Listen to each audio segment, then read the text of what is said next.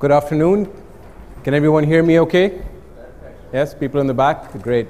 My name is Haider Pasha. I'm the Director of Security Strategy for Symantec. I've been with Symantec roughly about 2 years. Before joining Symantec, I was with Cisco for about 14 years, covering different markets around the world. So today I'd like to talk to you first about a different approach to security, and what we're really referring to here is unified security. Unified security is the ability for you to take what you see at a local level in terms of your data and correlate it globally with what companies like Symantec are seeing on a regular basis around advanced threat protection and the general information network. But first, let's talk about some of the threats we're seeing in our market. And so what are some of the critical challenges that a lot of our customers are seeing as well? The first is obviously around staying agile. So with all of the compliance, the regulations, the standards that we face, how can we continue to stay agile in this market? Beyond this, it's about trying to stay proactive. So without the ever-growing threat landscape and the ever-evolving threat landscape, how can we ensure that we continue to stay proactive versus reactive in our market? And then obviously the third focus is around keeping it simple. You've made so many investments in security when it comes to the best of Gartner this and the best of IDC that, that the level of complexity that might exist in your environment continues to grow. So how can you stay simple when it comes to that level of integration within your environment? So those are some of the critical challenges. Around the evolution of the threat landscape, of course, it's changing. So back in 2000, we used to talk about worms and viruses, the NIMDA this and the code red that, the blaster and all these other types of worms and viruses. They exist today, but that evolution has changed over the course of the last decade and a half. Today, it's all about advanced persistent threats, those targeted attacks against organizations or companies or individuals. It's also primarily focused around cyber warfare, governments attacking governments, organizations attacking organizations, cyber espionage. All of this is no longer Hollywood talk, right? It's not science fiction. It is happening in our environment today. But what I propose, where the market is heading, where the security landscape is evolving into, is an increase of that attack surface, whereby pretty much any industry that we deal with has a dependence on cyber. And as that dependence on cyber increases, the amount of vulnerabilities increase as well. Everything you see up on the screen right now actually has not only been hit by a vulnerability, it has just happened in the course of the last 18 months. From an airline entertainment system to a connected car, it's all relevant and it's all happening in our environment today. That attack surface has changed because IoT, BYOD, the adoption of cloud is all becoming mainstream. It's no longer just talk. It is actually happening in our environment today. And what I argue with when I speak to our clients is the fact that you leave behind a digital shadow with every online interaction. Whether you're a user, with a smartphone app, like an iPhone, for example, and you have an app itself, that app doesn't just talk to the app developer. That app actually talks to the advertisers. It can talk to a mobile service carrier. It can talk to social media, depending on what that app does. But there's an interconnection of not just one source of your data. There's an interconnection of multiple areas where people are actually, or companies and organizations will hold your data. Now, move it towards an organization perspective. As an organization, you have your supply chain to worry about. Your supply chain obviously has different ways that they might secure your own data. Your vendors, for example, when you call up tech support to ask for help and you send them your log data, how do you know how they're securing their data? That's obviously critical information, and that digital shadow is definitely an area that we need to obviously keep in mind. Now let's talk about the network in general. So in any given organization, you generally have 4 critical areas that you protect. You protect, obviously, the desktops. You protect the firewalls or your perimeter networks. You protect your servers. And obviously, you have some form of protection around email and web traffic. And though you'll probably be investing in best-of-breed technology or one vendor, depending on who you're thinking about, you would want to make sure that you have that particular device secured in itself. But the challenge that we have in our market today is there is a fundamental problem in how we secure those particular operations. And they actually work off of islands, meaning they only have visibility in the specific area that they're focused on. For example, the desktop only focuses on securing the desktop. The host intrusion prevention for the server will only focus on the server itself. It has no clue of what's happening across the rest of the environment. Similarly, for administrators, you generally would have a single administrator for each one of those 4 functions. Okay, some of you may have more than one, doing multiple areas, but the challenge still remains. You just simply don't have time to correlate traffic from all 4 functions to really understand what is happening across your entire environment. And so, if we were to put a spotlight on each and every single element, let's start with the desktop. At the desktop level, the desktop primarily focuses on protecting what?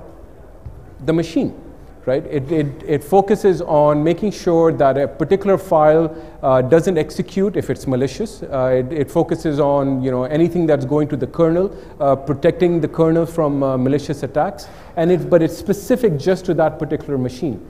Similarly, on the firewall focuses at network packets. Layer 3, layer 4, sometimes layer 7, depending on which firewall vendor you're looking at, but it's primarily just focused at what's happening at the network. Think about email and web traffic. An email gateway will only focus on what's coming inbound and it inspects the specific email attachment itself. It doesn't know what's going to happen once that attachment executes on the actual machine and starts doing other things that maybe it might have missed. And then finally, on the server, a server might block an unaccessed access from someone who's just logging in or trying to log in. It might block that access, but it doesn't know that that user or that machine had visited a malicious website just 10 minutes ago and accidentally downloaded a malicious software. And it's actually that software that's now trying to gain access into that server. So all of these 4 functions are happening in tandem, and frankly, we're at a stage now where we need to look beyond just focusing on the specific silos and the specific islands of trust. We need to look beyond that. Now, each one of these different types of devices obviously have different sources of logs. Each one of these devices have their own ways of how you interpret that particular data. And what we're proposing at Symantec as part of our unified security strategy is to now start putting these virtual cameras on each one of those different functions. But not just having those cameras, but also sending that log data to a central, local, secure repository. And with that local repository, it would do correlation and make sense of what's taking place. Now, I know what most of you are thinking. Everything I've just said sounds like a SIM, a security information manager. And yes, up till now, that's what a SIM does.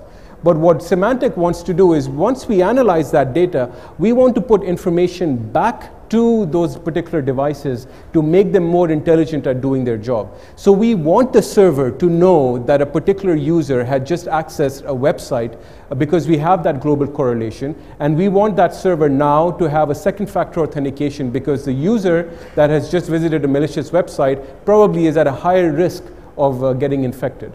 So this is the level of intelligence that we're looking for, and I believe this is where the overall environment is going to look like in the future. We don't just want to do this for one customer, obviously. We want to do this at a global stage. We want to do this where pretty much tens of thousands of customers would send us that level of data and would make us more intelligent in terms of what's happening in their environment, and we can send data back out to those particular products and those companies to give them that level of intelligence so they can proactively stop attacks before they even happen on the specific environments. Now, in the last couple of minutes that I have, think about what you could do with this type of information. With all of this data that's now being sent to Symantec, we can now tell you about whether or not a specific attack is industry specific. So is it only happening in the banking financial sector, for example, or is it happening in a different sector in itself?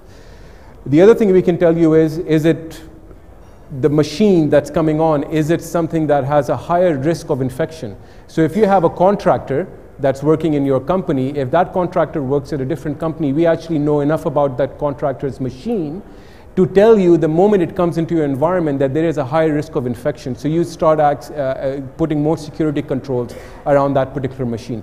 I'm just using a contractor as an example. It could be a smartphone for that matter. You know, as users bring their own devices, including their smartphones, they would each have their own set of rules and risk policies that we as Symantec could give down to our customers and make them more intelligent about how to take action around that.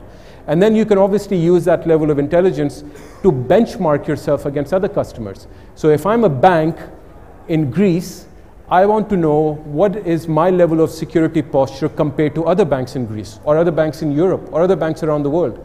And we can share policies with you to make you better. And we can actually tell you that you are at average, or you're above average, or you're below average.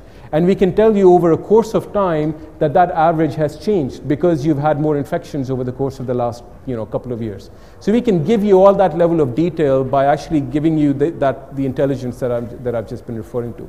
And frankly, with so much information, we haven't even thought of certain ways that this could be effective for our customers. So we're looking at areas where you can come and tell us what you're looking for, and we can build that level of detail for you in that sense. Now, Symantec is already doing some of this. So we actually have these security cameras in most of our devices and obviously our email gateways and whatnot. But we understand that we can't do it by ourselves. So where we can't build, we acquire. Where we can't acquire, we partner. And where we can't partner, we rely on third-party sources using our managed security services offering. And what that allows us to do is take in data not just from Symantec, but from all different facets of the networking as well as general security landscape. And it makes us more intelligent, and that intelligence is basically what we now want to drive back to you and provide you with 4 phase 1 apps as an organization. The first of this app is called Incident Management. With Incident Management, you have the power to come to Symantec and get detailed analysis of certain incidents that are taking place across the network. So it's not about this server stopped this particular attack. It is this file was downloaded 10 days ago from this particular malicious website, and as a result, we believe that the level of risk is high of infection, and therefore you need to take these 2 or 3 security policy changes in order for you to be better at protecting your particular network. The second is the incident investigation, which I'll talk about, so I'll skip through this for now. I'll spend more time on the next slide about this. The third and the fourth are really about using big data analytics and getting you that level of benchmarking analysis so you can truly understand now for the first time how you compare from a security posture perspective against other peers in the market, competitors, and other industries in general. So it's obviously going to be an interesting journey for us in order to provide all this level of detail, and I think it's an area that a lot of our customers have been looking for, and I think are very excited about to roll this out. What we're going to do here is to do things. This is a virtuous cycle in terms of providing this level of detail. The first is we're going to provide this app store. So these 4 apps that I'm talking about, much like how you have iPhone and Android apps, we'll give you these 4 apps. So you would download the app and you would have a portal where you can log in and you can actually do this level of analysis. And you can build your own app and share it and sell it for that matter. The second, and which is something I'm very interested about, is we will build the world's most secure social platform for you to finally share your best practices and your policies. Of course, it will be anonymous, so we don't share who you are, but for the first time, you get to share what you're good at, what you believe is working for your organization. And that's an area that I think we can definitely benefit from in our environment, because attackers are doing it. When a hacker penetrates a certain organization, the first thing he or she does is boast about it, right? They go and show off and say, look, we have done this amazing thing and this is how I did it. Well, we need to do the similar function as defenders as well. We need to share those best practices very openly and in an anonymous fashion. And that's what Symantec will be putting together in the future. So let's start with incident management in the last few minutes that I have here. So imagine a law enforcement official comes to you and says, I believe that your company is under attack and there's a particular file that you need to focus as a part of that attack mechanism. And we know what the name of the file is. So you call Symantec and you use that app to start researching that particular file. The first thing we'll do is go back to that big database that I talked about, our global information network, and we'll start scanning for that particular file. We'll start to tell whether or not this particular file name is actually malicious, and the file itself is malicious, and we'll find that specific file, and we'll quarantine that file off of our particular environment.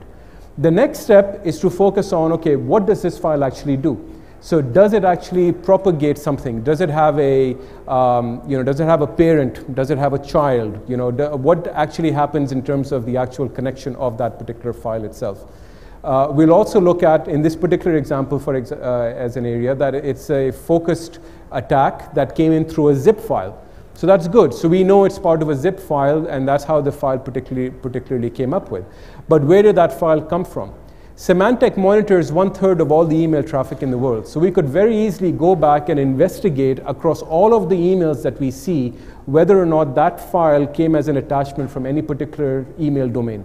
And we can very quickly tell you what the domain was and where, what the individual was, what time the file came through, and how it actually penetrated into your particular environment. But what's more important is, what does the actual file communicate to?